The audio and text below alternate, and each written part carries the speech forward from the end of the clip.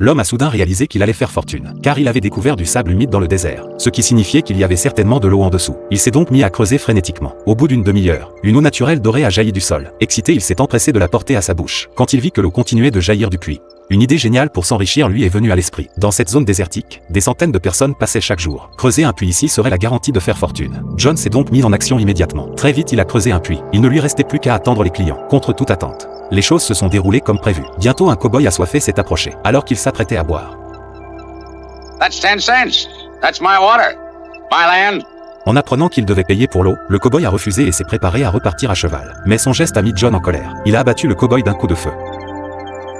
En voyant l'homme à terre sans vie, John n'a ressenti aucune peur. Il a pris une pelle et creusé une fosse, pensant qu'en enterrant le corps, personne ne le saurait jamais. Mais à ce moment-là, une silhouette s'est approchée. Surpris, John tira avec son fusil, pour découvrir qu'il s'agissait simplement d'un prêtre de passage. Voyant le prêtre brandir un tissu blanc en signe de reddition, John lui a épargné la vie. Le prêtre, ignorant le prix de l'eau, essaie d'aussitôt pencher pour se désaltérer avidement. Soudain, John a pointé son fusil de chasse. Une cuillerée d'eau pour 10 cents. Si tu ne paies pas, va t'allonger dans la fosse. Le prêtre, réticent à payer, mais voyant John prêt à tirer, il sortit à contre-cœur 10 cents. C'est ainsi que John a gagné son premier argent dans le désert, tandis que le prêtre but enfin l'eau de source tant attendue. Après avoir fini de boire, le prêtre a compris que le puits était une source de richesse. Il a proposé d'acheter le puits pour 10 $, menaçant sinon de dénoncer John pour commerce illégal en ville. Cela mit John en colère.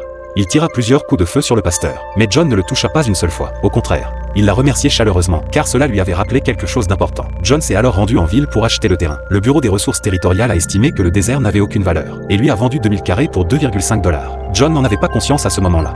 Mais c'est précisément cette action qui le propulsa au sommet de la fortune. Après avoir obtenu les titres de propriété, John se rendit à la banque pour obtenir un prêt, car il avait besoin de capitaux pour démarrer son activité. Le directeur, apprenant qu'il voulait développer le désert, l'a pris pour un fou, car ce désert ne pouvait rapporter d'argent. John a versé de l'eau sur le pantalon du directeur, et a expliqué qu'il avait trouvé une source. Malgré cela, le directeur l'a expulsé, car depuis des décennies, les chercheurs d'or avaient exploré tout le désert, et même s'il y avait de l'eau, elle ne serait pas trouvée. John n'avait d'autre choix que de s'adresser à un usurier, bien qu'il n'ait pas été chassé cette fois, mais un prêt nécessitait une garantie. John ne possédait rien de valeur. Il partit donc désespéré, mais alors qu'il atteignait la porte, I want to hear more.